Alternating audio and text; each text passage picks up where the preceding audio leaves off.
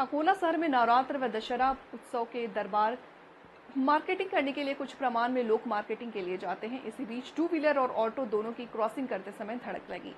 धड़क का शुरू तनाव से बदला और उस बीच पथराव में बदल गया। पुलिस प्रशासन ने सही वक्त मौजूद हालत को नियंत्रण किया। प्रथमदर्शनी ऐसा माहिती वरून दोन समुदायामध्ये वाद झाला होता आणि ऑटो पेटण्यात आला होता आणि त्याच्या रिस्पॉन्समध्ये आणखी 2 बाईक पेटण्यात आली होती। माहिती भेटल्यानंतर तात्काळ लोकल पोलीस तसेच आरसीपी आणि आम्ही स्वतः या ठिकाणी पोहोचलेले आहोत।